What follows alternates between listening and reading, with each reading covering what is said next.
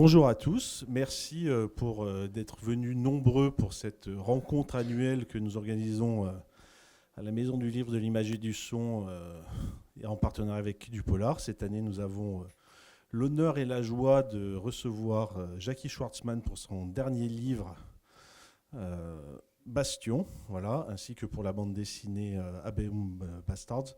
Voilà, donc on est très très heureux, merci de l'applaudir chaleureusement.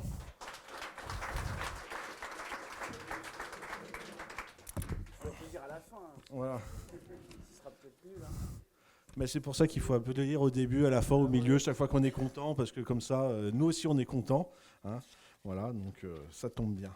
Voilà, donc je vais pas tenir le micro parce que c'est pas moi que vous venez écouter. Hein. Vous pouvez venir m'écouter plusieurs fois par semaine ici quand je suis à la Banque de Prêt, mais aujourd'hui c'est pas non plus le moment. Voilà, donc je vais laisser Monsieur Schwartzman se présenter et puis après on rentrera dans le vif du sujet. Bonjour, alors je me présente, c'est bizarre. Non, donc je suis invité à Quai du Polar parce que j'écris des romans policiers du coup, publié au Seuil. Ça fait, j'ai été publié pour la première fois en 2016. Mon premier éditeur c'était La Fosse aux Ours, qui est un éditeur lyonnais, pour un roman qui s'appelait Mauvais Coup. Et j'ai été repéré par les éditions du Seuil qui m'ont... il y a eu un mercato, voilà. J'ai bénéficié de ça et je suis au Seuil depuis. Donc c'est mon 6e roman. Je crois que c'est mon 6e roman. Et l'année dernière, j'ai également donc, écrit le scénario de ce diptyque, une bande dessinée pour Dargaud. Et sinon, j'ai des projets de... Je suis en train d'écrire 2 scénarios de films, dont un qui est l'adaptation de Shit, mon roman précédent. Et du coup, je suis très heureux. Voilà.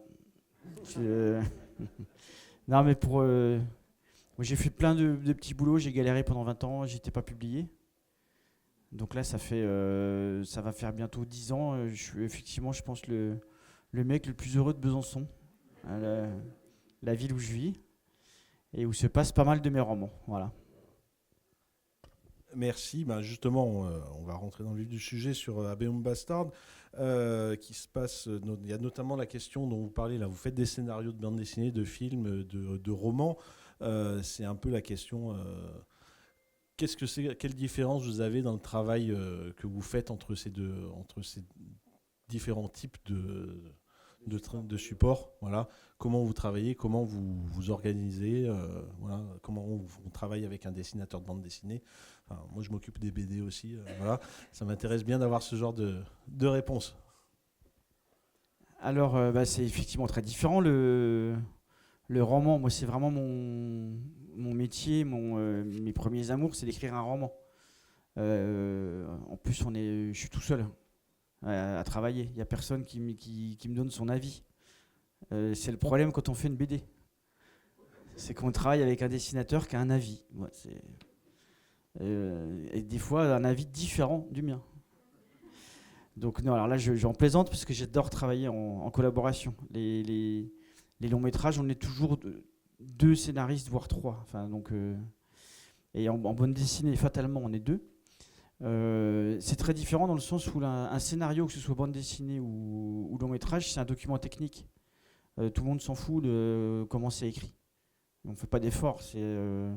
Personne ne lit un scénario, il n'y a que le réalisateur et le dessinateur. Donc déjà, c'est vraiment une autre forme d'écriture où seuls les dialogues sont vraiment... on attache de l'importance au dialogue. Et la grosse différence, c'est que dans un roman, on dit et au cinéma, on montre. Donc, il ne faut pas être bavard. Voilà. Donc, ça peut être compliqué. Moi, j'aime bien raconter des histoires, j'aime bien parler. Mais donc, c'est des documents qui sont vraiment différents. Et donc, plusieurs collaborateurs. Et dans le cinéma, en tout cas, il y a des problèmes il peut y avoir des problèmes de production dès l'écriture. Si je fais une scène avec un avion qui s'écrase ici, là, bah, le producteur il va me dire ça coûte un peu cher, tes 10 secondes là, donc si tu pouvais faire autrement. Voilà, dans le roman, on fait ce qu'on veut, on n'a aucun problème à ce niveau-là. Et au niveau formel, donc pour la BD, j'ai dû écrire, j'ai écrit case par case. Donc vignette par vignette, on doit dire qu'est-ce qu'on voit, qui regarde, et puis le petit bout de dialogue quand il y en a. Donc c'est assez compliqué à faire au début, mais en même temps c'est amusant, parce qu'il faut trouver des astuces pour faire avancer l'histoire. Voilà. Merci. Voilà, il y a effectivement dans vos écritures, dans vos scénarios, vous dites que vous êtes de Besançon, ça marque quand même beaucoup vos histoires et vos représentations. Comment vous travaillez ça dans un scénario? La bande dessinée se passe à Saint-Claude, là il y a une partie qui se passe à Besançon, entre Besançon et Lyon dans le livre. Hein, on voit que vous êtes attaché à ça. Il y a notamment des auteurs qui vont sur le terrain, qui notent scrupuleusement comment sont les choses pour pouvoir le décrire ensuite. Vous, comment vous travaillez cette question-là de la représentation des endroits que vous présentez, et comment vous décidez des lieux aussi dont vous parlez? Et ben moi comme je suis feignant, je fais pas de recherche, donc je mets les histoires là où je vis ou là où j'ai vécu, en tout cas des endroits que je connais. Donc accessoirement, vous pouvez voir tous mes déménagements. Si vous reprenez mes bouquins, on peut voir voilà, mon parcours. Mais c'est à la fois un confort, c'est pas ça, un confort d'écriture, plutôt une facilité et un souci de réalisme. C'est-à-dire que quand j'écris Shit, qui se passe dans la cité qui est Planoise à Besançon, c'est une cité dans laquelle j'ai grandi. Donc je pense que le lecteur se dit tout de suite, ah bah il connaît. Enfin, elle est vraiment comme ça, cette cité, quoi. Et après, là je viens de faire 2 romans de suite qui se passent à Besançon. Et je me suis dit, je vais être catalogué écrivain régionaliste. Donc le dernier, je suis revenu à Lyon. Voilà. Et mais voilà, là j'ai un prochain roman que je viens de terminer qui sortira en 2026, qui se passe entre Paris et Besançon. Et celui d'après, ce sera 2027, ça se passe en Corse parce que j'ai fait une résidence d'auteur là-bas. Ouais, j'ai un métier vraiment horrible. On m'envoie 2 semaines en Corse pour faire rien. C'est quand même... ça tombe bien là-bas, c'est ça que vous voulez dire? Je leur dirai, ils vont être contents. Et donc voilà, j'essaie quand même de faire des bouquins qui ne se passent pas uniquement tout le temps dans la même ville, mais il faut que ce soit un endroit que je connais. Je pense que je ne saurais pas écrire un bouquin qui se passe à Londres ou à Béziers, parce que c'est des villes que je ne connais pas. Merci. Voilà, donc la base de votre écriture aussi, c'est quelque chose qui marque votre écriture, c'est celle de l'humour, de comment vous présentez les choses. Là, vous disiez, il y a la question du dialogue qui est très importante dans les bandes dessinées, dans les scénarios, dans les livres, mais le polar humour, c'est ce qui marque vos livres. Vous travaillez dans quel sens par rapport à ça? Je ne sais pas si je suis clair dans la question. Si. En fait, j'ai une relation particulière avec l'humour dans les bouquins parce que quand je vous disais que j'ai été publié à 44 ans, j'ai commencé d'écrire à 10 ans. Donc je voulais de toute façon être auteur. Je ne sais pas trop d'où ça vient, mais c'était ancré depuis très très longtemps. Et j'ai commencé à écrire mes premiers romans à 20 ans. Avant, j'écrivais de la poésie. J'étais le poète du lycée. Je ne sais pas si vous voyez ce que ça donne en termes vestimentaires, par exemple. Ça donne des petites... voilà. On essaie de détruire les photos après, quand on grandit. Mais cela dit, j'étais sincère dans ma... C'était pas une posture. J'étais vraiment fou de poésie. Je lisais Arthur Rimbaud toute la journée. Pas que lui, mais j'étais vraiment un dingue de poésie. Et en fait, j'ai commencé à écrire des romans que je voulais sérieux. Enfin, je m'interdisais les traits d'humour. Et du coup, j'écrivais des bouquins plutôt mauvais. Enfin, mais vraiment, hein, c'est pas de la fausse modestie. Hein. C'est des bouquins que que je ne présenterai à personne. Et j'ai fait ça pendant 20 ans. Mais je ne les envoyais pas aux éditeurs parce que je sentais de moi-même que c'était pas abouti, quoi. Donc voilà, vous avez ma stratégie pour être publié. Écrire des bouquins mauvais que j'envoie pas. Et étonnamment, j'étais pas publié. Voilà. Mais il y a un moment, donc, je sais pas, au bout de 20 ans, où j'ai eu un peu un déclic. Je me suis dit, mais si tu fais des histoires ou des scènes où il y a de l'humour, de toute façon, c'est un peu une nature, un état d'esprit, lâche-toi. Et j'ai écrit le roman Mauvais Coup, pour lequel j'ai été publié assez rapidement par Pierre-Jean Balzan, qui est éditeur de La Fosse aux Ours à Lyon. Et d'ailleurs, j'ai eu des conversations après où il m'a dit que c'était sur l'humour qu'il avait décidé de me publier, notamment sur une scène une scène du début où c'est un fournisseur non, c'est un acheteur dans un grand groupe qui va saigner des petits fournisseurs. C'est son travail. Et il y a une scène où il est chez un de ses petits fournisseurs, il discute et il y a la secrétaire qui n'arrête pas de les interrompre. Elle amène du café, après elle amène des viennoiseries, après elle demande si ça se passe bien, enfin bref. Et le personnage dit au patron, il dit mais elle est un peu relou la secrétaire, vous devriez la faire piquer. Et le gars dit je peux pas, c'est ma femme. Voilà. Donc cette scène, je dois ma publication à cette scène. Pierre-Jean m'a dit quand j'ai lu ça, c'est là que j'ai vraiment dit qu'il voulait. Il s'est dit qu'il voulait faire ce livre, quoi. Voilà. Et depuis, alors j'essaie quand même d'apporter du fond, de ne pas faire uniquement des farces ou des romans qui seraient que des espèces de trucs comiques hors sol qui ne sont pas liés à nos vies, à ce qu'on peut vivre, traverser à notre époque en France. Donc j'essaie toujours de faire je pense que je traite pas très sérieusement des sujets sérieux.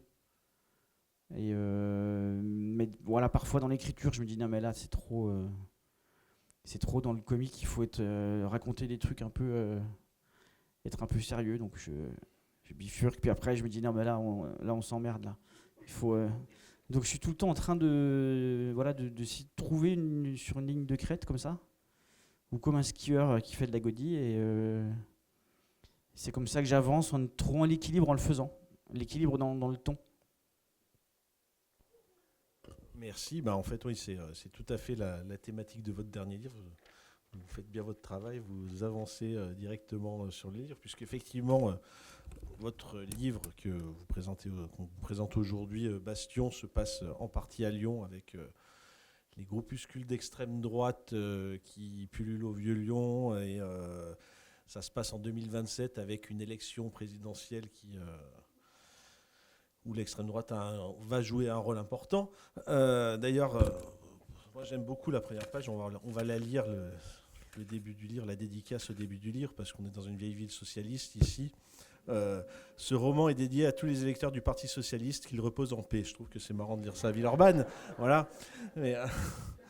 Mais c'est ce que vous disiez sur cette question-là du sérieux du polar, tout en mélangeant de l'humour, c'est quand même la base de ce livre-là. Comment vous avez décidé d'aborder ce sujet? Pourquoi ce sujet-là maintenant pour vous? Alors, donc le sujet, c'est l'ultra-droite à Lyon et en France. Et c'est parti d'un petit documentaire que j'ai vu à la télé, un petit reportage de fin de JT. Ils interviewaient un monsieur qui cherchait des parrainages pour Éric Zemmour en 2022. Et le gars il était en costume comme un représentant, comme un commercial, il avait des prospectus et tout. Et déjà, je trouvais ça marrant. Et bien sûr, il le filmait, il se faisait jeter à chaque fois. C'était des mairies de gauche, en gros, qui lui disaient mais qu'est-ce que tu fais là? Enfin, tu n'auras jamais mon parrainage. Et puis à la fin, je me souviens, il était interrogé face caméra, et puis il faisait un peu peine, quoi. Parce qu'il disait ouais, c'est dur. J'arrive pas à vendre mon Zemmour, quoi. Et ça, c'est un personnage. Je me suis dit, j'ai envie de faire un personnage comme ça. Donc j'imagine le gars qui est, ouais, c'est un commercial. Il dort dans des Formule 1, il mange chez Flunch tout seul, et il essaie de revendre sa cam voilà, qui est ça. Et donc voilà, le déclic c'est ça. Je me suis dit je veux faire ce gars-là. Après, en me renseignant un petit peu, je me suis aperçu que c'était pas un boulot d'aller chercher des parrainages, ce sont des militants. Donc ça change tout de suite la vision, enfin la couleur du personnage. Et j'avais pas envie de me mettre dans la tête d'un militant Reconquête pendant 1 an de ma vie pour faire ce bouquin-là. Mais ça aurait pu, hein, je pense qu'on ne peut pas s'interdire ça. On pourrait très bien faire un polar en étant dans la tête de ce gars-là, mais donc c'est pas ce que j'ai fait.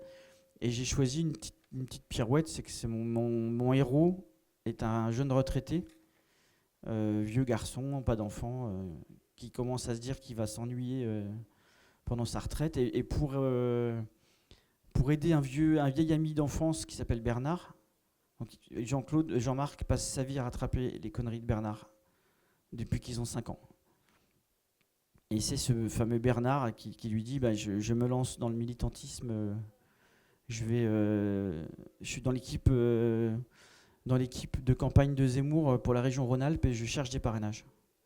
Voilà, c'est comme ça que je mets mon héros dans cette mouvance. Parce que Jean-Marc, connaissant son Bernard, se dit je vais quand même aller traîner un peu avec lui et m'assurer qu'il ne fasse pas n'importe quoi avec n'importe qui. Et c'est exactement ce qui se passe. Voilà.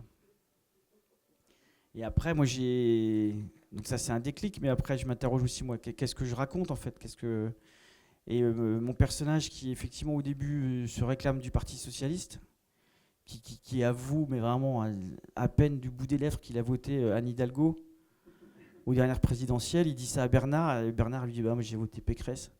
Ils sont comme deux, voilà. Et donc ce personnage, ce héros, interroge, enfin c'est ce que j'ai interrogé à travers lui, le désamour que j'ai l'impression qu'il y a un désamour pour le personnel politique français depuis 5-10 ans, je sais pas. En tout cas, j'ai l'impression que c'est de pire en pire, que les gens vraiment n'ont plus aucune considération, aucun respect pour le personnel politique, en tout cas national. Et donc j'y développe une théorie, plutôt une utopie. Il dit que le problème des hommes politiques, c'est qu'ils doivent être élus. C'est ça qui fait que ce sont des menteurs, puisque c'est ça qui fait qu'ils sont dans un clientélisme. Puisque pour être élu, il faut dire des choses qui font plaisir aux gens. Donc le problème, ce n'est pas les hommes politiques, c'est ce procédé. Donc il faut supprimer les élections et faire un tirage au sort des élus, voilà, comme les jurés. Alors là, vous allez me dire, vous pensez à votre voisin, vous ne trouvez pas bien malin et vous dites, alors lui, il va être ministre de la Justice. Mais je pense que c'est déjà le cas. On peut déjà avoir n'importe qui comme ministre. C'est pas un gage, voilà. Mais il développe ça quand même en imaginant qu'on pourrait avoir tous bénéficier d'un espèce de service civil, de faire des formations de 6 mois, 1 an à Sciences Po, à l'ENA, tous. Et qu'on soit tous capables, si on est tiré au sort, de faire le job. Et comme on n'aurait pas à se faire élire, eh ben, on serait on serait pas des menteurs. Oui, c'est ça en fait. Alors ça n'arrivera jamais, hein. Puisque pour que ça arrive, il faudrait que les gars qui sont au pouvoir décident de l'instaurer. Donc je pense que je ne prends pas trop de risques en disant que ça va continuer quelques décennies comme ça. Mais voilà, c'est une des interrogations de mon personnage et que moi je pose aussi à travers lui sur l'état de la France aujourd'hui, quoi. Merci. Là, justement, pour revenir à ce que vous disiez au début, il y a le personnage principal est quand même intéressant, puisque dans le polar, c'est assez rare d'avoir un retraité vieux garçon comme personnage principal. Et moi, ce que je vous interroge là-dessus, parce que moi j'ai trouvé ça assez drôle, c'est qu'en fait, on a l'impression que leur retraite comme moyen de vivre de nouvelles expériences et travailler à fond dans ce livre pour vous, avec ce personnage un peu petit bourgeois, bien planqué chez lui, et d'un coup qui commence à vivre une nouvelle vie Voilà, donc là, c'est un truc que je trouve assez intéressant et je voudrais que vous nous en parliez un peu. Bah, c'est surtout que j'essaie de casser le roman d'avant, enfin de pas faire un... J'ai déjà fait 2 romans qui se passaient plus ou moins, enfin il y en a un qui se passe totalement dans une cité, qui est planoise à Besançon, c'était Shit le précédent. J'avais un roman qui était un peu similaire dans l'ambiance en tout cas, qui s'appelait Demain c'est loin, qui se passait au Buer, pas très loin d'ici, je crois. Et donc je me suis dit là, il faut que tu changes le... Et donc je me suis dit, voilà, un retraité socialiste qui doit combattre les nazis. C'est bon, je prends des raccourcis, mais c'est un peu ça.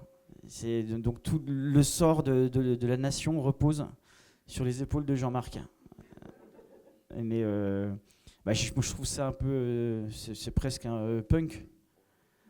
C'est comme, mais il y a un film qui m'a marqué pour ça, c'est Fargo. Je sais pas si vous avez vu le film des frères Cohen, où la fille qui mène l'enquête, qui est d'ailleurs la plus intelligente de tout ce petit monde, est enceinte de 13 mois, a priori. Et elle se traîne, c'est une horreur, elle sort des bagnoles, et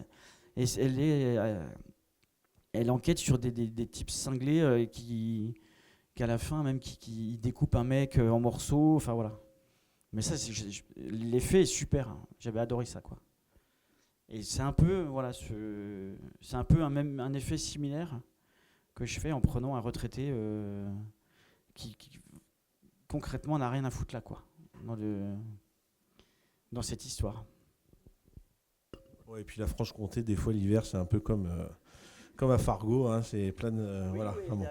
Pour y avoir habité à une époque, c'est vrai que j'avais l'impression de revivre mon adolescence. Enfin bon, voilà. Mais il y a aussi effectivement la question de l'amitié qui est assez marquante. J'avais trouvé ça intéressant dans votre livre, ce rapport où en fait, je me suis vraiment toujours posé la question, est-ce qu'on peut rester ami avec quelqu'un qui vire totalement à l'opposé de ce qu'on pense? Et la façon dont vous le présentez est quand même assez... assez drôle parce que le type il continue, il force et à aucun moment il s'arrête en se disant oh non mais lui je le laisse tomber, il vaut plus une thune quoi. Bah oui, non, c'est une vraie question qu'on se pose tous, hein. Il y a une vieille blague ou un proverbe, je sais plus d'où ça vient, je l'utilise souvent, c'est de comment savoir si on est vraiment ami avec quelqu'un. Le test, c'est si cet ami débarque un soir chez vous en vous demandant de l'aider à porter un cadavre sans poser de questions, c'est que c'est vraiment un ami. Il faut que vous êtes vraiment un ami. Voilà. Le plus important, c'est sans poser de questions. Si vous acceptez ça, alors réfléchissez pour qui vous feriez ça. Je pense qu'il y a plein de gens qui le feraient pour personne. Mais c'est la définition du... Ça, c'est vraiment l'amitié, quoi. Et donc j'utilise ce ressort. C'était le seul ressort pour que mon Jean-Marc, encore une fois, qui est quelqu'un de gauche, sa coquine avec des gens d'ultra-droite. Il fallait que je trouve une... D'ailleurs, j'ai galéré, j'ai fait 5 ou 6 versions du roman, parce que j'arrivais pas à le faire rentrer dans cette mouvance. Et l'amitié, en fait, moi j'ai des amis pour qui je pourrais accepter plein de choses, hein. Alors après, je cherchais un sentiment, mais non. Bon. Mais le problème ne s'est pas posé dans ma vie, mais moi j'attache une énorme, comment dire, je suis vraiment, l'amitié c'est important, voilà. Dans ma vie c'est très important. Donc je pourrais, moi je pense, faire ce genre de choses, surtout que Jean-Marc va vraiment surveiller son pote et essayer de le sortir de tous ses mauvais pas. Donc il prend pas, et lui-même ne change pas de philosophie et d'idées politiques. Et toi, tu porterais pas de cadavre alors? Alors c'est une bonne question, mais je vais me cacher derrière mon devoir de réserve d'agent de la fonction publique, hein, qui m'arrange bien là comme ça. Hop, voilà, hein, je dois rester caché, hein, j'ai pas le droit de le dire si je le ferai ou pas. Voilà. il y a aussi effectivement tout ce travail là sur la galaxie d'extrême droite qui est moi que j'ai trouvé très bien représenté de cette l'ultra droite d'extrême droite dans toutes ses formes, issu de tous ces milieux, avec le personnage de Kevin que je trouve assez fascinant et présenté d'une façon vraiment que j'ai trouvé vraiment super intéressante. Et ces grands bourgeois à côté qui sont des grands bourgeois, j'ai envie de dire. Bon, voilà, qui jouent énormément de leur rôle et en fait, qui se servent des gens. Comment vous avez travaillé cette question de cette représentation globale de la galaxie d'extrême droite, notamment locale? Alors, je ne me suis pas documenté tant que ça. J'ai lu un article, c'était un article de Libé, qui dressait un petit peu comme ça, le profil de l'ultra-droite lyonnaise, qui va des supporters de l'OL, enfin certains, pas tous. Il y en a certains qui sont quand même gratinés. Et ça va jusqu'à l'université, je crois que c'est Lyon 3. Voilà, et du coup, il y a des très grands bourgeois qui côtoient des énormes cassos et qui peuvent se retrouver sur ces terrains-là, mais quand on les met en présence, ils n'ont absolument rien à se dire, quoi. Et effectivement, dans ce que moi j'ai fait, c'est les cassos qui vont au charbon. Voilà. J'ai l'impression que ça, c'est une règle, quel que soit le courant, c'est les mêmes qui font les actions, quoi.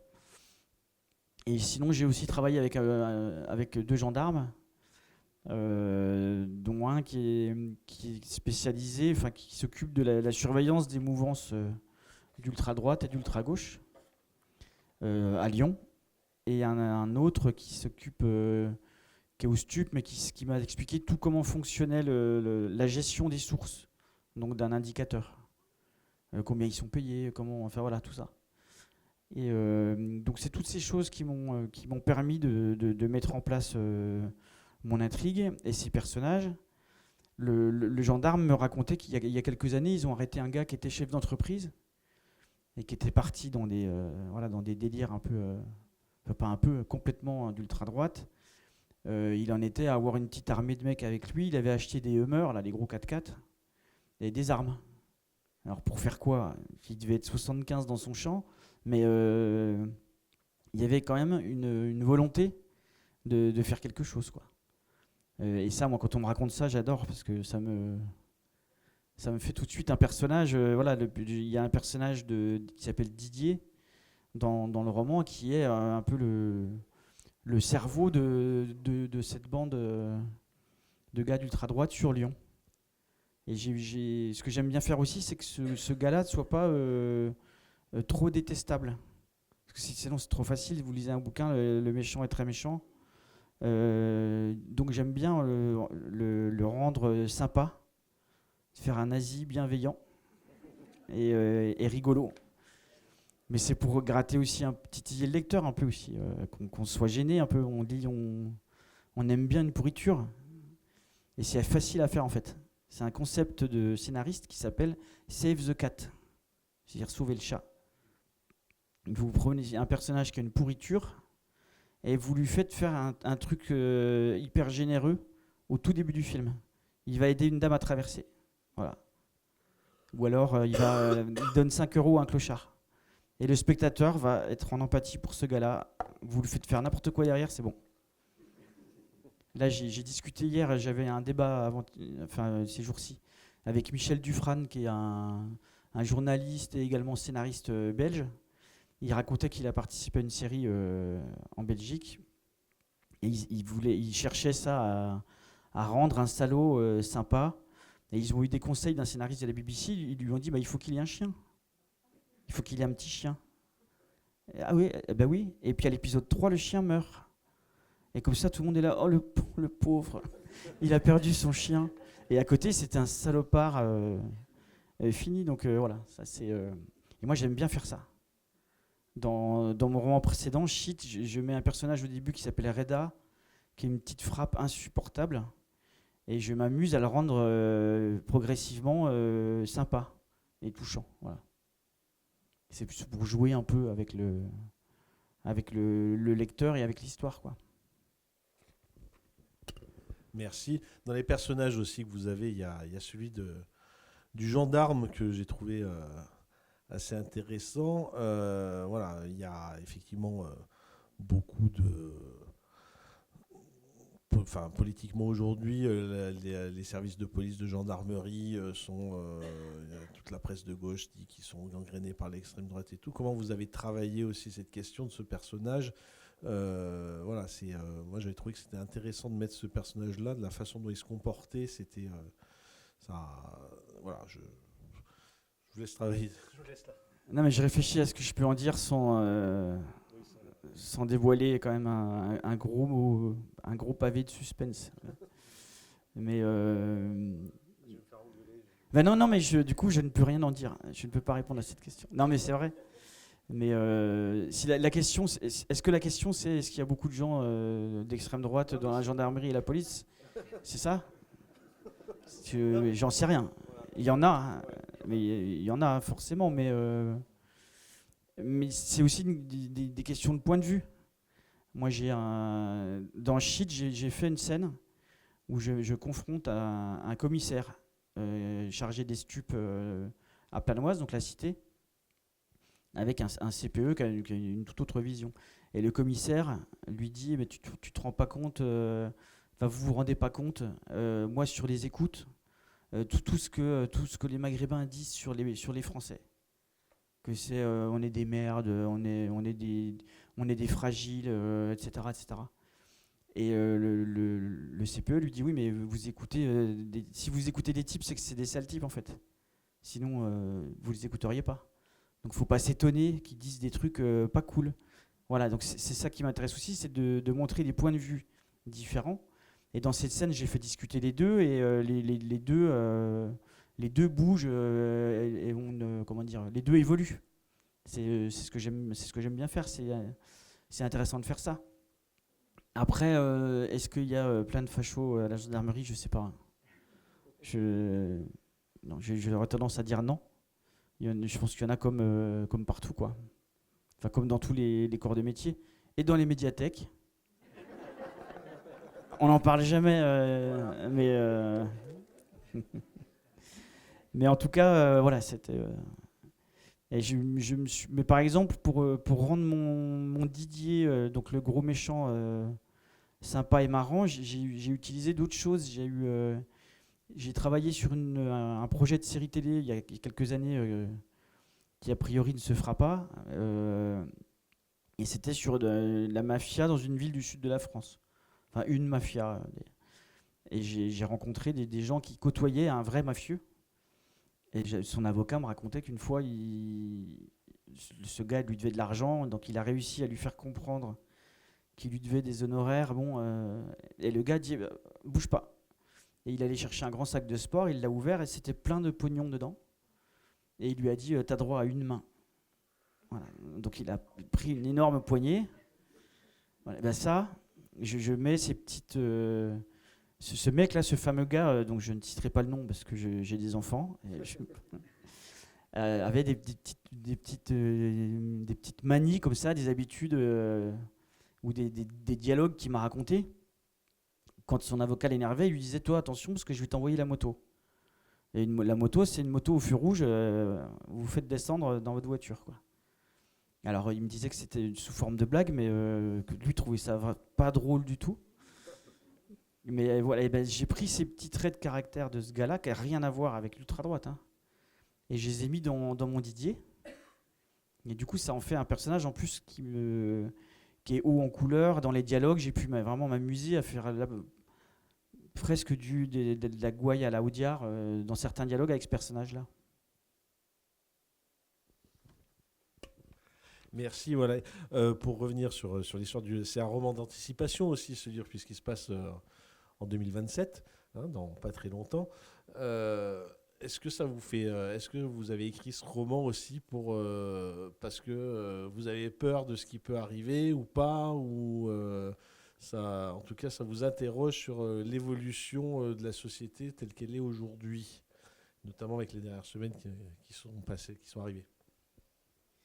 Alors, quand j'écris, je me dis pas je vais donner des leçons aux gens et puis je vais lutter contre l'ultra-droite, etc. C'est pas ça. Mais effectivement, là, on est dans une actualité récente avec ce qui est arrivé à cette pauvre Marine, cette injustice, vraiment ce déni de démocratie. Voilà. Mais moi, ce qui m'inquiète, alors en tant que citoyen, ça m'inquiète et je suis persuadé que le Rassemblement national sera à l'Élysée dans 2 ans. Parce que là, Marine Le Pen étant empêchée, après elle a des recours, mais d'après ce que j'ai compris, ça va quand même être compliqué. Mais Jordan Bardella est aussi haut dans les sondages quand il est testé en candidat. Donc ça ne tient pas à la figure de Marine Le Pen, ces élections. Ce qui pouvait, je pense qu'avant le Front National d'avant, il y avait tout un électorat qui était lié à l'image de Jean-Marie Le Pen. On votait pour ce mec-là.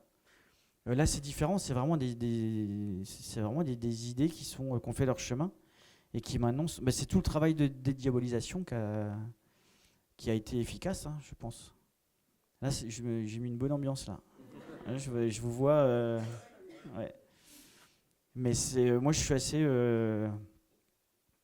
inquiet. Je sais pas. Ouais, je suis un peu pessimiste. Ouais. Parce qu'en fait, je suis socialiste. Non, mais après, moi, je sais pas vous, moi, j'adore les présidentielles. 6 mois avant, je regarde toutes les émissions mais vraiment de France Culture à CNews. Je regarde tout.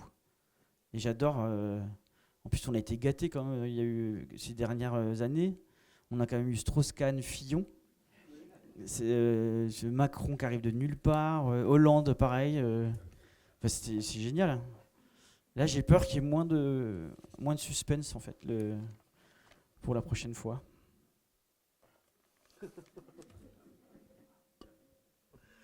Merci. Ouais, alors, il y avait plein d'autres trucs que je voulais dire, mais j'ai pas repris toutes mes notes. Ouais, donc, ouais, donc, pour revenir sur pour repasser un peu sur ce livre-là, bon, Saint-Claude et Centre, là, on est moins dans la politique, dans celui-là, beaucoup moins. On est quand même dans la politique un peu, parce que l'Église fait un peu de politique, et donc, à partir du moment où le curé fait est dans le patelin, ça fait un peu de politique quand même, à mon avis. Mais bon, là aussi, sur pourquoi Saint-Claude, par exemple, question bête, mais pourquoi Saint-Claude? Parce que bon, pour moi, Saint-Claude, je vais vous le dire, c'est sur une aire d'autoroute, il y a une pancarte où il y a marqué visiter le musée de la pipe. Voilà. Ben voilà. Voilà pourquoi Saint-Claude. Non, moi Saint-Claude. Alors moi, je suis de Besançon. Et quand j'étais petit, mon grand-père, ils avaient une ferme dans un village qui s'appelle Lapès, perdu dans la forêt. Et donc on y allait régulièrement et on traversait Saint-Claude. Voilà. Comment? Oui, du ski de fond, de la raquette. Et nous, avec mes frères, on faisait du toit d'Amicis. Oui. En fait, j'ai des oncles très bricoleurs, un peu tous casse-cou, qui adorent les bagnoles et tout. Et il y en a un qui a découpé un toit de bagnole, donc une Amicis. Et c'est une super luge. Voilà. Je vous le donne comme cadeau. C'est une information cadeau. Voilà. C'est une luge familiale, mais le problème, c'est que ça tourne en fait. Il y a un moment où. Donc, quand on fait ça avec ses frères, c'est génial. Voilà.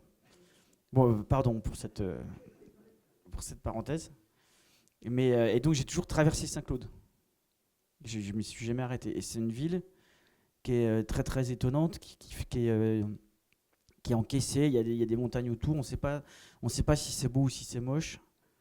C'est quand même vachement lié aussi à la météo. Voilà, quand c'est ensoleillé, on peut se dire mais alors quand il pleut, non, vraiment pas du tout. Ouais.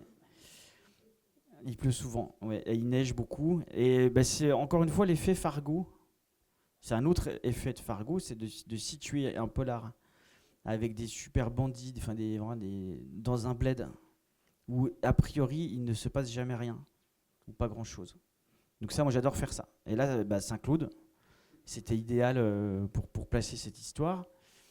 Et là, l'histoire de Abimus Bastard, c'est un voyou qui doit se mettre au vert, qui doit se planquer et qui réussit à usurper l'identité d'un jeune prêtre qui commence sa carrière à Saint-Claude. C'est son premier poste. Voilà, donc lui, c'est un tueur, il pense que ça va durer 2-3 jours, le temps donc de se cacher, et puis en fait ça s'éternise. Et donc il faut gérer des artisans qui refont la façade de l'église. Il se retrouve à...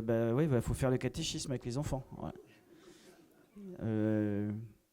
Et une des premières scènes, il y a le prêtre de Lons, le soigné qui l'a accueilli, qui l'appelle un jour et lui dit bon ça va, ton installation ça va, t'es prêt pour demain? Et l'autre dit il y a quoi demain? Ah je vais te donner un indice, c'est dimanche. Voilà. Et donc il doit faire la messe. Voilà. Et ça c'était marrant à faire parce que moi je suis plutôt athée. En tout cas j'ai pas eu d'éducation religieuse, donc je n'y connais rien. D'ailleurs quand je vais à des enterrements, à chaque fois je sais jamais dans quel sens faut faire. À chaque fois, je m'humilie. Voilà. Et donc, je me suis retrouvé dans la même situation que mon personnage. Je me suis dit, tiens, si je dois faire une messe, comment je ferais? Et donc, j'ai improvisé des messes. Voilà. Et après, j'ai regardé des tutos. J'ai même trouvé un abbé qui fait des vidéos dans lesquelles il prouve l'existence de Dieu. Alors là, j'étais un peu sceptique, mais le raisonnement est un peu bizarre, mais c'est des choses que j'ai utilisées. Et je me suis amusé, voilà. Et mon gars, il est passionné de chaînes. Il regarde des chaînes comme de reportages, France 5, Discovery Science, des choses comme ça. Et donc, il y a un moment, il voit un documentaire sur l'énergie noire, la matière noire et l'énergie noire, qui compose 80% de l'univers, mais qu'on n'arrive pas ni à voir ni à mesurer.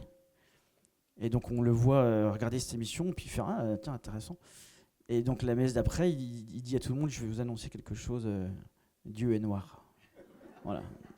Et à Saint-Claude, ça passe pas très bien. Voilà. Donc là, c'est vraiment ce genre d'histoire, c'est un peu la récré, parce qu'il n'y a il y a beaucoup moins d'enjeux qu'un livre comme Bastion, où effectivement j'ai dû quand même plein de fois me poser la question, est-ce que je peux dire ça, qui le dit, dans quel contexte, etc. Là, j'ai eu aucun problème de conscience à écrire ça, quoi. Et mon prochain roman, pareil, je fais un tueur à gages. Donc là, c'est pareil, j'ai aucun problème de prise de conscience dans cette histoire. Ça sortira tu me poses pas la question, mais je te pose c'était prévu. Après, c'était prévu. Bon, voilà. Il fait des questions, il fait des réponses, donc c'est bien. Bah oui, non, mais je fais, ouais.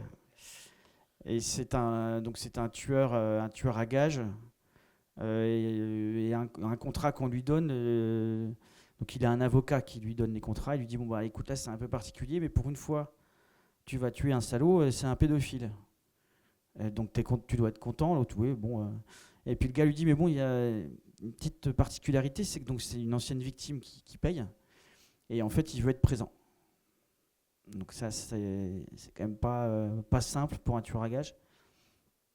Et puis donc il lui dit puis c'est tout. Non, il y a un autre truc, c'est que il voudrait lui couper la bite. Voilà. Donc, mais il y a un gros supplément, il paye un gros supplément. Voilà. Donc ça part comme ça. Et donc et là encore une fois, je me suis amusé à ce que le client, donc la victime, soit détestable. On a envie de le tarter, on a envie que ce soit lui qui meure. Par exemple, il est giscardien. En 2025. Ouais, et il est giscardien, homophobe et insupportable. Quoi, voilà. Donc ça, moi, ça m'amuse de faire ça. Et évidemment, le pédophile qu'on va retrouver, lui, il est adorable. Il est tout gentil, et surtout, il a plus de 95 ans, il est dans un EHPAD, et il a perdu la boule, en fait. Donc il se souvient de rien. Donc là, le tueur, quand même, c'est quelqu'un qui a une morale. Il estime que ce contrat n'a plus de sens. Il refuse de le faire. Voilà, ce sera l'ouverture, le début du bouquin, c'est ça. C'est un tueur qui choisit de tuer. Il peut choisir de tuer le client.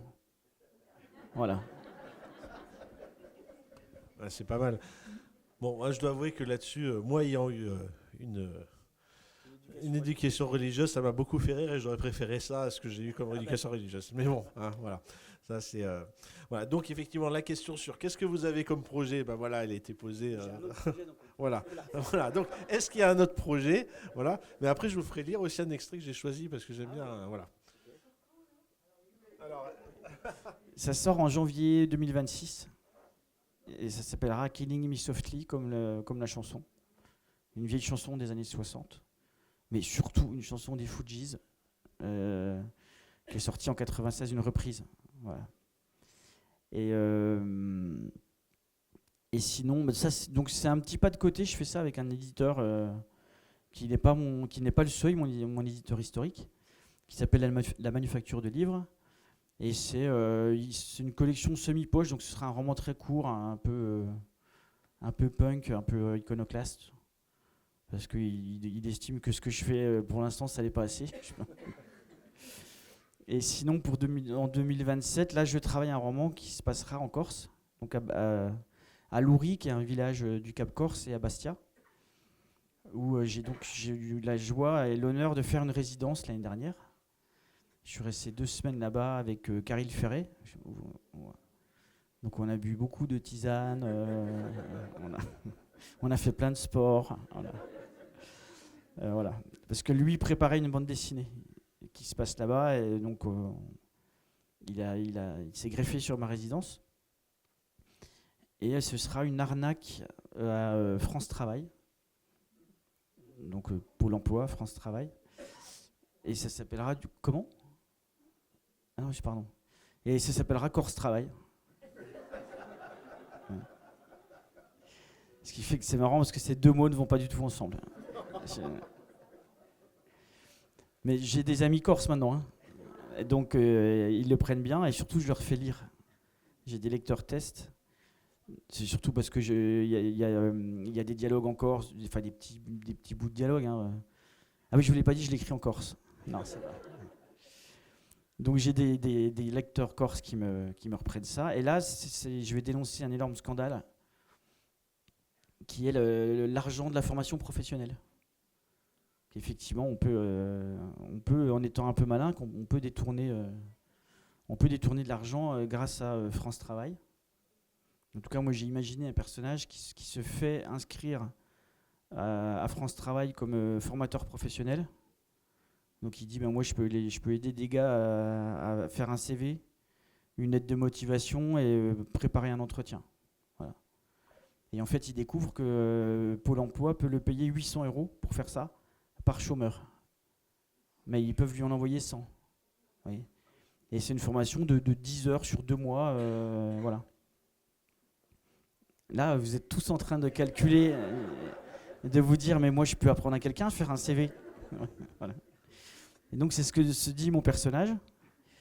Et ce qui est drôle, c'est que un de mes amis là-bas qui organise un festival Librimondi, c'est dans le cadre de ce festival que j'y suis allé la première fois, je lui raconte ça, je lui dis je vais faire ça, et là il me dit mais tu te fous de moi, mon beau-père il dirige le Pôle emploi de Bastia, enfin France Travail. Donc je l'ai rencontré. Et il m'a confirmé que mes idées là n'étaient pas si loufoques que ça. Et qu'il y a des abus, il y a eu et il y en a encore. Il me disait notamment pendant le Covid, on a filé d'un pognon de dingue à des mecs qu'on voyait en visio parce que, sans avoir une assurance de la formation derrière. Parce que c'est un jeu de dupes en fait. Le chômeur est obligé d'aller à la formation, sinon il est radié. Le responsable d'agence, il est obligé de filer des formations aux gars parce qu'il a des quotas. Donc il est tout content qu'un mec arrive en disant moi je peux les former pour faire du jardinage ou un CV.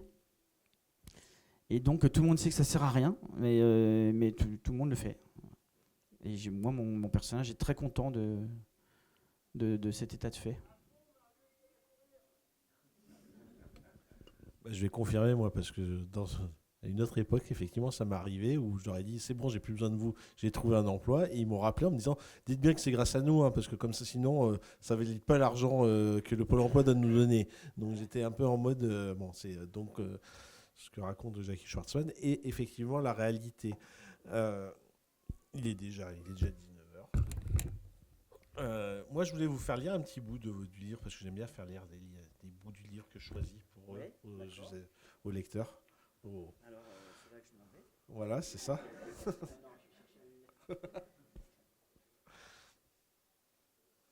Évidemment, j'ai choisi Le pire. un truc trash. Je vais avoir honte. Voilà. Mais j'ai parié à ma collègue attend pour savoir quel moment j'ai choisi du livre. Elle attend ça avec impatience en se disant que effectivement j'ai dû choisir quelque chose de trash. Non, je stresse un peu, mais j'arrive pas à voir le. Ah bah oui, mais vous savez ce qu'il y a dans le livre de trash. Oui, j'arrive pas à voir le titre du chapitre. Ah bah oui, mais c'est pour ça que je le cache. C'est suspense aussi pour vous, pour lui. Voilà. Je mets le micro déjà. Ouais.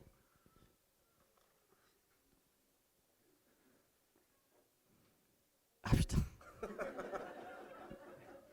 Bon, bah, je m'excuse d'avance. Alors, c'est un chapitre qui s'appelle Dogging. Vous ne savez pas ce que c'est que le dogging? Eh ben, vous allez l'apprendre. Je m'arrête où? Je vais m'arrêter à la phrase 3, en fait. Bon, bah, j'y vais. Donc, ça commence sur un dialogue. Toi aussi, tu viens pour te faire sucer? Le type a une trentaine d'années. Il porte un jean, un pull Saint-James et une veste de costume bleu marine. Des chaussures de ville propres. Il s'est approché de ma voiture en scrutant côté passager, a vu que personne n'y était installé et s'est déporté sur mon côté. Il cogne à ma vitre, je la baisse et puis ça, donc. Toi aussi, tu viens pour te faire sucer? Non, j'attends des amis en fait. Bah ouais, moi aussi j'attends des amis. Bonne soirée. Je coupe court à la conversation en remontant la vitre de ma portière. Je n'ai pas choisi cette aire d'autoroute au hasard, mais pour des raisons précises, concrètes, pragmatiques. Une aire sans station-service est le moins loin possible. Ces critères m'ont incité à opter pour l'aire de Bornaron, située au-dessus de Valence, à un peu plus de 40 km de Lyon. J'étais loin d'imaginer que je tomberais sur un zigoto qui croit qu'on peut avoir droit à une fellation, comme ça, en pleine nuit, sur un parking. Encore un putain de dégénéré.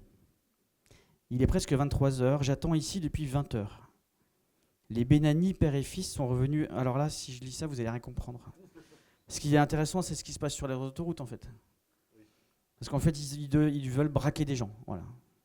Ils sont sur une autoroute en voiture, ils attendent une autre voiture pour les braquer. Et c'est une famille de Marocains de Vénissieux qui sont des cash collectors. Donc ils descendent de l'argent au Maroc, caché dans la voiture pour acheter du shit.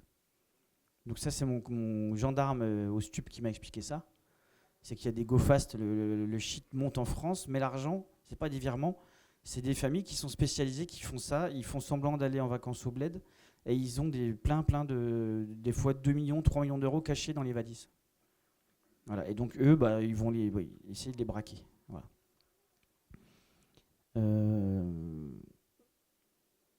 La lumière des phares grossit dans mon rétroviseur. Une autre voiture, un break familial.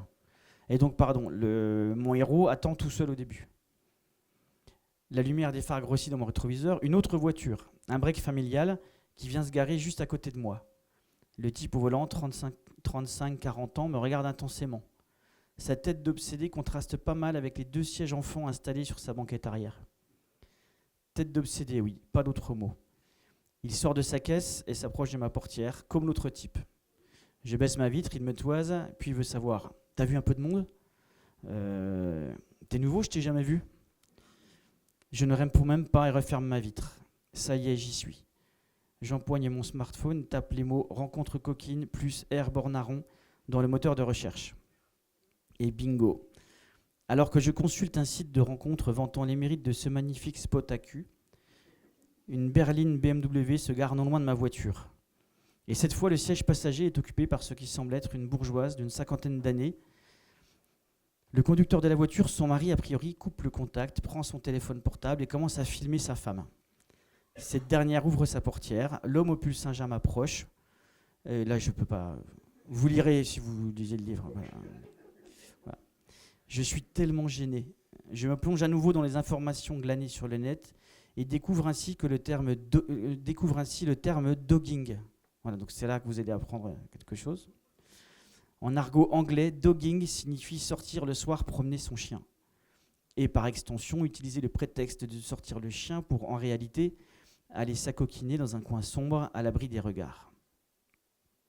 Voilà, on s'arrête là ou ouais. Oui, on va s'arrêter là. Non, mais ce qui est drôle, c'est qu'après, il y a la famille fameuse famille de Marocains qui est aiguillée là par des complices qui sont une fausse voiture de police.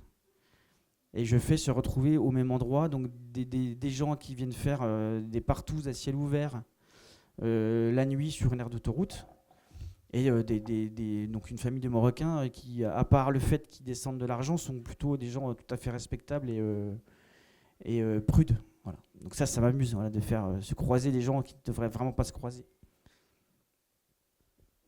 C'est bien parce que c'est effectivement pour ça que ça m'a amusé, que j'ai voulu faire lire ça à Jackie Schwartzman. Je n'ai pas lu ça, moi, mais...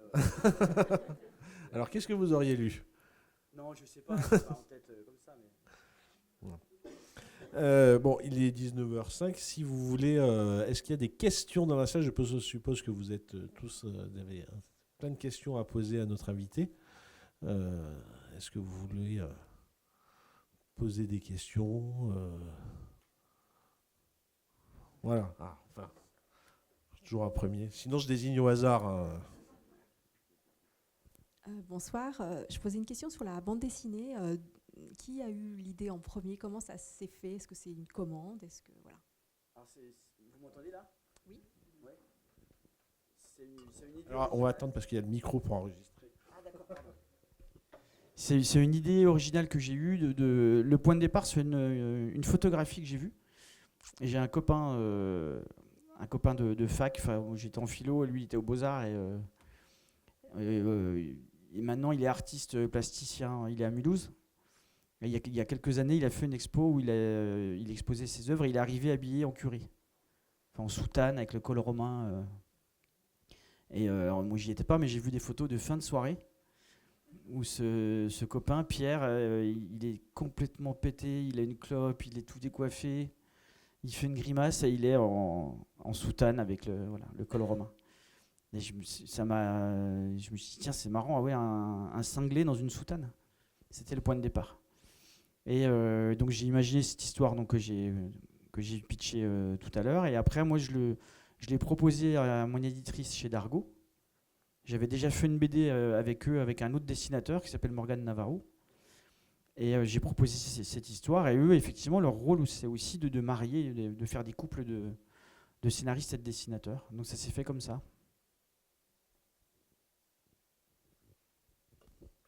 D'autres questions? Soyez pas timide. Ah, si. J'en profite, comme c'est la fête du livre jeunesse, pour que vous nous présentiez les livres que vous avez écrits à destination du public ado, on va dire, voire plus grands ados pour certains. Oui, c'est même carrément... Ça, c'est très drôle. Alors ça, c'est mon premier roman pour ado, mais c'est une anomalie complète. En fait, j'ai une amie qui est folle, qui s'appelle Clémentine, qui est éditrice, qui était éditrice chez Inuit. Et donc, ils lui ont demandé de faire une collection pour ados, avec de faire un truc le plus déjanté possible, avec plus c'est trash, mieux c'est, et aucune limite. Alors, elle me demande ça à moi. Voilà. Donc, mais c'est une fille qui est vraiment... Par exemple, je fais une petite digression, j'ai fait un récit de voyage, parce que je suis allé faire le marathon de Pyongyang en Corée du Nord. Et j'ai embarqué cette fille. Voilà. C'est elle. Je lui ai dit, écoute Clémentine, j'ai un super plan à te proposer. On va aller en Corée du Nord, en collant pour courir. Et alors qu'elle n'est pas du tout sportive, elle a éclaté de rire, elle m'a dit c'est génial, on part quand. Voilà. Donc c'est ce genre de fille. Et donc, elle me propose donc un roman pour ado. Moi, j'en ai jamais fait. C'est pas du tout mon. Et j'étais persuadé que je ne saurais pas faire. Donc, complètement par provocation, je lui ai sorti un début d'histoire mais débile, en me disant, elle va me dire, ouais on s'est pas compris, c'est pas possible. Et donc, c'est l'histoire d'un adolescent pigeon qui se fait virer du nid familial parce que sa mère attend des œufs. Donc voilà, il a 4 mois, faut qu'il s'en aille. Et sa seule passion, c'est avec son pote de voler en rase-motte au-dessus de la grande rue à Besançon pour déféquer sur des chauves. Voilà. C'est son. Il est avec son pote, ils font ça toute la journée, ils adorent, ils s'éclatent. Et donc finalement, il est viré, donc il trouve refuge sous un toit, dans une soupente, dans un quartier de Besançon, et c'est chez un dealer. Donc je répète que c'est pour adolescents. Et le pigeon mange des boulettes de bœuf parce que le dealer fait pousser de l'herbe, et ça le rend intelligent. Donc il peut parler avec le dealer. Voilà. Donc le dealer est défoncé, le pigeon est upgradé, et il parle, et donc chacun se dit, c'est quand même très très étrange, le dealer se dit, je suis en train de parler avec un pigeon, quoi. Et ils deviennent potes, et ils font des apéros, donc le dealer écrase des Pringles pour qu'ils puissent en manger, puis il met un peu de bière dans une soucoupe, voilà. Et j'ai eu aucun retour d'ado sur ce livre. C'est que des adultes qui l'ont lu, hein. Voilà. Et sinon, l'école des loisirs m'a commandé. Une éditrice m'a contacté, pareil, en me disant je lis vos bouquins, est-ce que vous seriez capable de faire pareil pour des ados? Donc je me suis dit, décidément, ils s'y mettent tous, quoi. Et là, j'ai quand même joué le jeu. J'étais en train d'écrire Bastion et j'étais un peu perdu, justement. Je ne savais pas comment Jean-Marc allait s'en sortir, etc. J'étais entre deux parties, donc j'ai décidé de faire un break. Et j'ai fait ce bouquin en 6 semaines, en mode vraiment en tunnel. Et c'est l'histoire d'un jeune ado qui veut être humoriste. Mais dont le père est chercheur en médecine, la mère est pédiatre, donc ses parents lui disent non, tu seras médecin, tu vas diriger un service, tu prendras 10 000 par mois. Et lui, en fait, il veut faire des one-man shows sur scène, donc voilà, c'est un point de départ. Et il doit trouver un stage en 3e, qu'il ne trouve pas. Et son père lui dit, puisque c'est ça, tu vas aller dans le service du professeur Bugnon. Et ce service, c'est les ados dépressifs. Et donc le père lui dit, comme ça, en plus, tu vas pouvoir mesurer la chance que tu as d'être un fils de bourgeois. Donc voilà, et le lundi matin, il l'emmène dans une Saab cabriolet, c'est important, parce qu'il n'y a pas de porte à l'arrière. Voilà. Donc le gamin est à l'arrière, son père arrive sur le parking, il lui dit qu'est-ce qu'il fout, il devait être là, Bugnon, bouge pas, je vais le chercher. Et là, il y a deux gamines, 2 folles qui s'évadent, qui montent dans la bagnole, et elles pensent que c'est un nouveau. Voilà, et en fait, elles fuguent dans la voiture. Et d'ailleurs, elles lui disent t'as de la chance, t'es même pas resté 5 minutes. Et donc lui, il est à l'arrière, et en fait, il découvre très vite que c'est quand même vachement mieux de faire un stage dans une voiture volée avec 2 cinglés que assis à un bureau une semaine à écouter un vieux professeur lui raconter son travail, quoi. Voilà, c'est le point de départ de ce bouquin. Et donc je suis vraiment ravi de l'avoir fait. Voilà. J'ai failli ne pas le faire. Et là, pour le coup, c'est des gamins c'est à partir de 11-12 ans, mais surtout des gamins de 4e, 3e apprécient parce que ça leur parle, quoi. Comment ? Oui, ça leur donne des idées de stage. Bon. Non, mais c'est marrant à faire. Et puis moi, je pioche dans la vie les éléments pour faire des histoires. Et là, je dois en faire un 2e.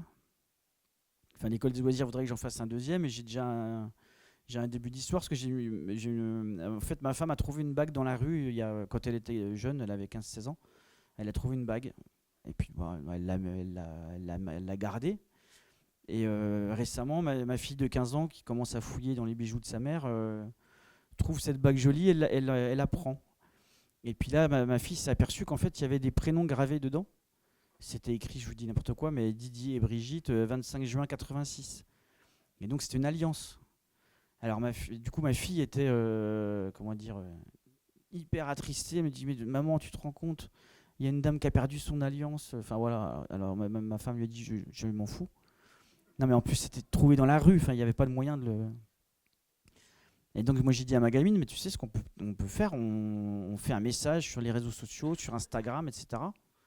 Et puis ce serait une belle histoire qu'on retrouve cette dame 40 ou 50 ans après et on lui rend son alliance.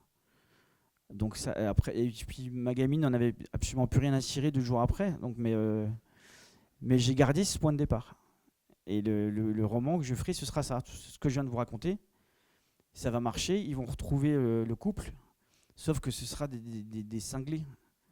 Soit des braqueurs de banque, soit je sais pas quoi. Mais comme ça, j'ai un point de départ pour avoir à nouveau un ado qui se retrouve avec dans une histoire pas possible. Voilà. Et si vous connaissez donc Didier et Brigitte, Ça pourrait pas être des bibliothécaires. On n'est pas tard. Non. Voilà, c'est ça, ce sera moins taré. C'est vrai que quand ils viennent faire des stages ici, on leur apprend à faire chute et à faire bip bip, évidemment. Hein. Voilà. Non. Est-ce qu'il y a des questions, d'autres questions? Oui. J'apporte le micro quand même, comme ça tout le monde entend. Bonsoir à tous. Moi, je voudrais revenir sur un livre que j'ai vraiment adoré, mais ce n'est pas le seul chez vous.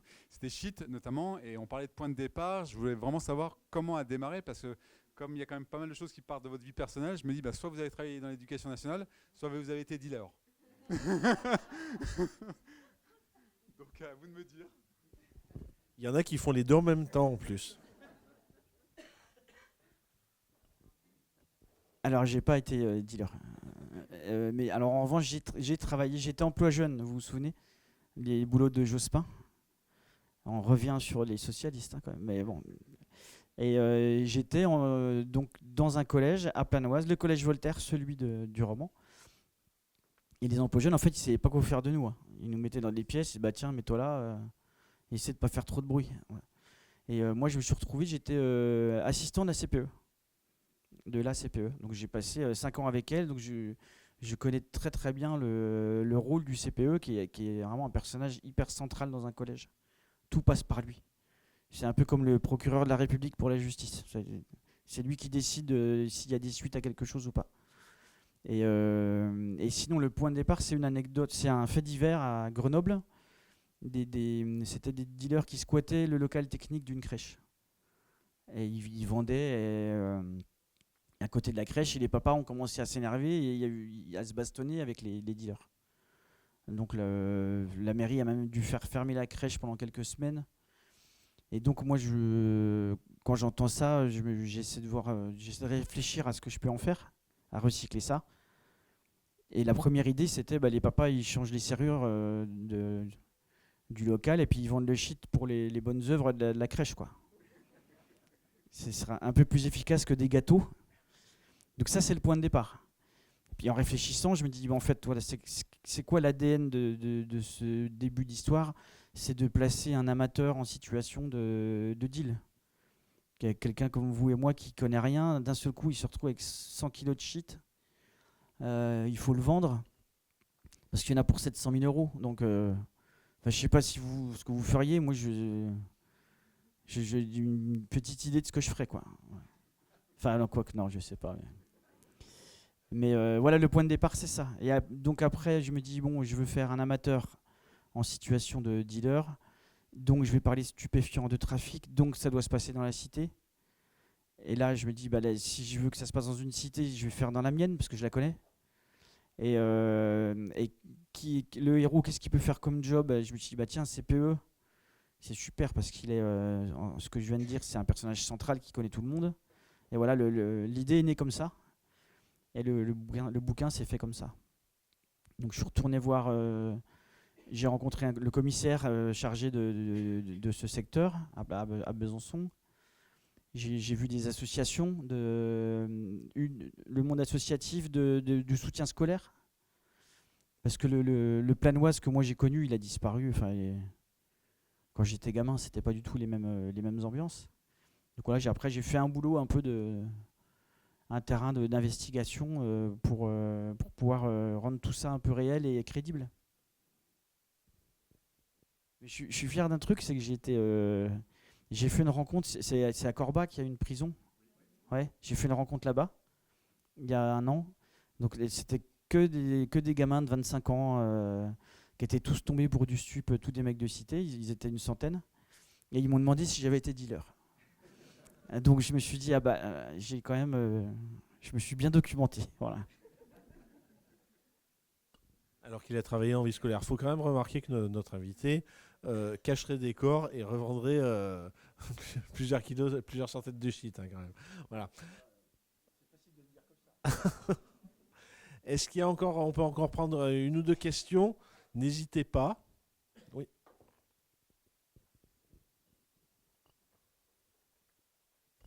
Bonsoir. Vous parlez souvent du point de départ, de l'idée qui a déclenché tel ou tel bouquin. Moi, je serais curieuse de savoir si vous savez comment ça va finir quand vous commencez à écrire, si vous vous laissez surprendre par vos personnages ou par des trucs qui arrivent en cours d'écriture. Enfin, voilà, est-ce que vous êtes très scolaire, vous avez votre petit plan avant ou comment ça se passe? Merci.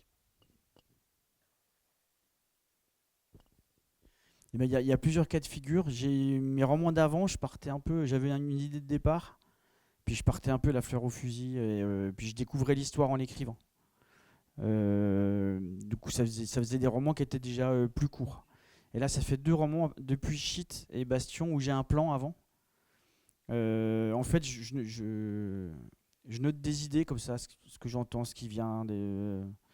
Je fais des tirets, hein, vraiment une liste de courses. Et puis à force, je regroupe des trucs qui vont ensemble.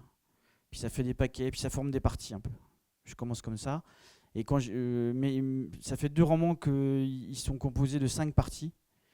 Et quand j'attaque la première partie, j'ai déjà tout le squelette de cette partie-là. L'enchaînement des péripéties.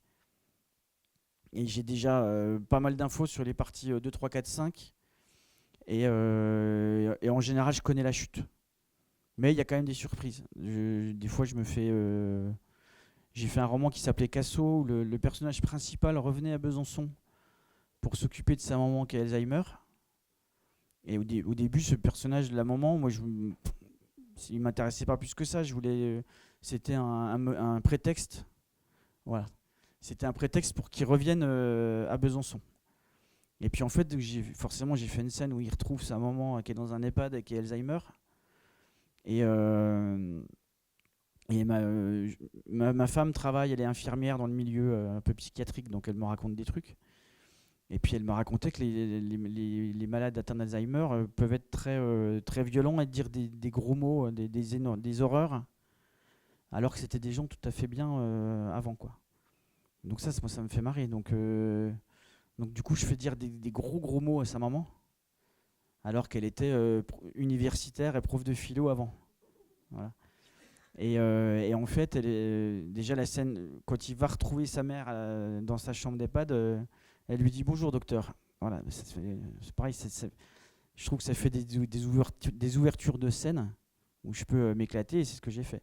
Et du coup, je me dis « Ah bah tiens, ouais, ça c'est marrant, elle croit que c'est son docteur ». Donc du coup, elle doit croire que son fils c'est quelqu'un d'autre. Et ben, j'ai fait qu'elle pense que son fils c'est Nagui, le présentateur de télé. Et donc elle regarde tout le temps Nagui, et puis elle dit à son fils qu'elle prend pour son docteur, elle dit ah, il m'énerve quand il dit ça. Enfin bref, elle est voilà. Et c'est marrant, je me suis un peu fait piéger par cette femme que du coup j'ai fait revenir plein de fois. Je lui ai fait même fumer des gros joints parce qu'elle s'aperçoit qu'il y a un côté thérapeutique qui peut faire du bien. Donc il y a une scène où elle est avec une copine, Colette, elle fume un joint à la fenêtre de leur chambre, le joint tombe et là il y a le directeur de l'EHPAD qui est en train d'arriver. Voilà. Donc c'est toutes des scènes que je n'avais pas du tout anticipées. Et ça m'a permis surtout de faire une scène un peu vers la fin, sans dévoiler l'histoire, où cette maman a un retour de lucidité. Il y a un moment, elle parle à son fils, elle l'appelle par son vrai prénom, ce qu'elle n'a pas fait de tout le roman. Et ils se disent adieu. Elle revient 5 minutes au réel. Et je pense que c'est la plus belle scène que j'ai écrite. Et ouais, bah ça, vraiment, c'était pas prévu du tout au départ, quoi.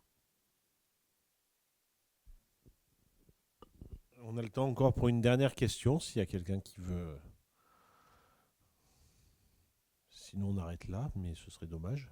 Il faut en profiter. Je suis pas du tout consommateur du shit. Parce que il y a quand même le roman Shit, le pigeon, la merde, là. Donc je vous le dis, voilà, je suis pas du tout là-dedans. Est-ce qu'il y a un policier dans la salle ou un gendarme? Et encore une question.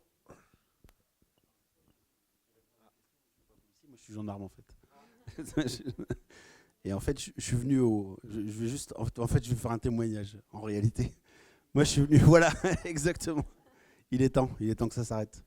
Non, en fait, je suis venu au bouquin de monsieur parce qu'un jour, j'entends que dans le collège où j'étais, dans le quartier où j'étais, enfin, le collège et le quartier servent de thème à un bouquin qui s'appelle Shit.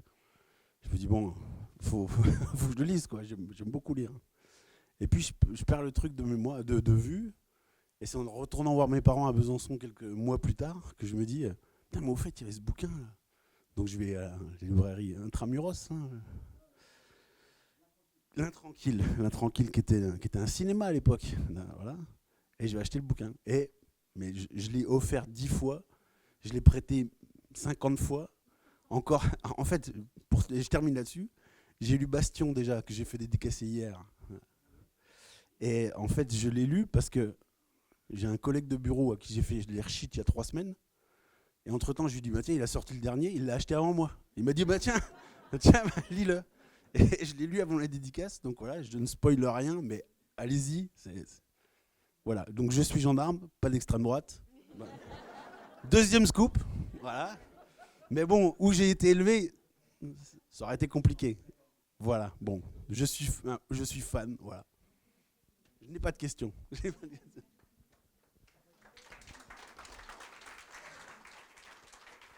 Mais j'avais un grand-oncle gendarme, mais lui, il était giscardien, par contre.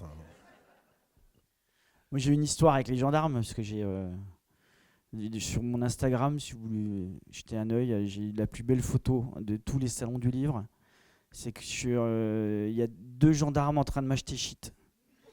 Ils sont les 2 devant moi. Alors, on s'est cadré, on voit pas leur visage. Il y a le pull gendarmerie, les flingues, et ils tiennent Shit comme ça. Ils attendent que je dédicace. Alors, c'est quand même plutôt savoureux. Et moi, je travaille beaucoup avec des gendarmes. J'ai surtout un gendarme qui est mon indique. J'ai un indique dans la gendarmerie, en fait. Parce que c'est mon beau-frère. Donc, il n'a pas le choix. Et il est au Stup, à Lyon. Il y a une caserne dans la presqu'île. Voilà. Oui, il y a une énorme caserne dans la presqu'île à Confluence. Il y a 400 logements de gendarmes, je crois. Et oui. Et moi, quand je vivais à Lyon, j'étais tout le temps là-bas parce qu'il y avait les nounous de mes gamines. Moi, je jouais au foot avec les gendarmes. Enfin, bref. Et juste pour terminer là-dessus, quand je préparais Shit, donc ce beau-frère étant au Stup, je l'ai appelé 1 milliard de fois, je l'ai saoulé pour qu'il me raconte leur process, des choses toutes simples. Et il y a un moment où le personnage doit faire un go fast. Enfin, il doit retourner chercher 200 kilos de Shit du Maroc à Besançon avec le réseau d'un CPE. Voilà, donc compliqué. Et donc je cherchais une super idée pour faire un convoyage, un covoiturage de Shit. Et je cherchais sur internet. Alors j'ai trouvé des trucs marrants. Il y a des drones. Il y a même un cartel colombien qui a acheté un sous-marin nucléaire à l'ancienne Union soviétique. Enfin des trucs dément. Mais alors le sous-marin entre le Maroc et Besançon, bon, c'est pas extra. Et j'appelais souvent donc ce beau-frère, je lui racontais mes idées, je pourrais faire comme ça. Et à chaque fois, il me disait mais non, ça on l'a vu 1000 fois, tu te fais griller tout de suite. Mais j'ai trouvé, je pense, la super idée. Donc je l'ai appelé pour lui dire.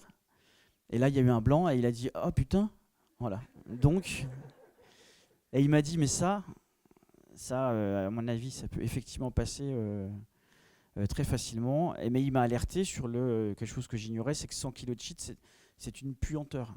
Enfin vraiment, ça sent.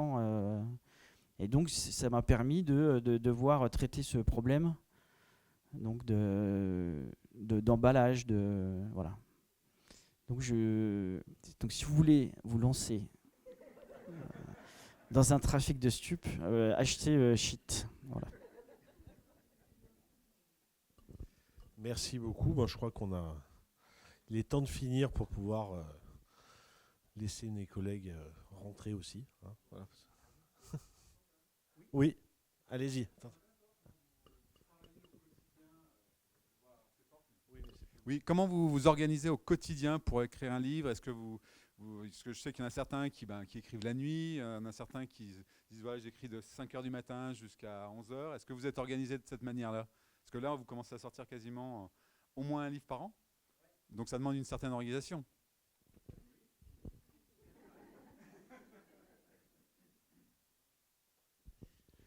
Déjà, moi, j'y pense tout le temps. Je suis en permanence en train de penser à mes bouquins. J'entends un truc, je me dis tiens, ça je le récupère et je m'envoie des mails. C'est un pense-bête. Puis comme ça, j'ai l'impression d'avoir plein d'amis. Mais bon, je reçois plein de messages. Voilà. Non, mais c'est vraiment un exemple tout récent. J'étais en ville avec ma grande fille, une fois encore, qui passe sa vie à se moquer de son père. Et on a croisé un petit chien qui avait une doudoune jotte. Oui, ça coûte cher les doudounes jottes. Hein. Et puis ma gamine, elle me dit t'as vu papa, le chien il est mieux sapé que toi. Donc ça, je me le note tout de suite. Mais sinon, je ne fais plus que ça. Je vis de mes écrits, donc je travaille, je sais pas, 4 à 6 heures par jour. Donc c'est vraiment, j'emmène la petite à l'école et tout de suite je suis à mon bureau et puis je regarde mes mails. Comme ça, Non mais j'allais dire que c'est une discipline. Non, parce que je suis tellement content de faire ça, de vivre de ça que moi c'est vraiment c'est un plaisir parce que avant quand j'avais un boulot alimentaire, oui, je travaillais la nuit et je me levais à 5h du matin pour écrire de 5 à 7. Et mon premier roman, Mon mauvais coup, je l'écrivais chez Alstom à Villeurbanne, ici, la rue Léon Blum, je sais pas où c'est. Et je l'écrivais en plus, comme tout le monde savait que j'écrivais des bouquins, y compris mon chef qui voyait mon écran. Donc en fait, je m'envoyais des mails avec la messagerie du travail où j'écrivais des petits bouts. Et le soir, je faisais des copier-coller pour remettre dans un document Word. Donc en fait, j'ai volé ce livre à Alstom. Mais vraiment. Mais alors, je faisais mon travail. J'étais devenu assez efficace sur un poste que j'occupais depuis quelques années. Donc je faisais mon travail très bien, plutôt vite, et je me dégageais une journée par semaine. Enfin comme ça, saupoudré sur toute la semaine, 2 heures par-ci, 2 heures par-là. Et j'ai écrit Mauvais coup comme ça, mais je l'ai écrit en un an, en 18 mois. Tandis que maintenant, un roman comme ça, je l'ai écrit en 4 mois.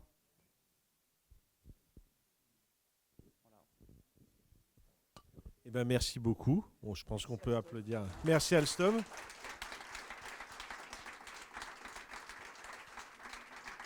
Bon, depuis Alstom n'existe plus de toute façon puisqu'elle a été volée par d'autres, mais bon, ça c'est une autre histoire. Voilà. Ouais, voilà. Donc voilà, mais bon, il y a encore un bout à Villeurbanne. Merci beaucoup d'être venu et puis j'espère à l'année prochaine pour tous et puis Monsieur Schwartzmann quand il veut à Villeurbanne.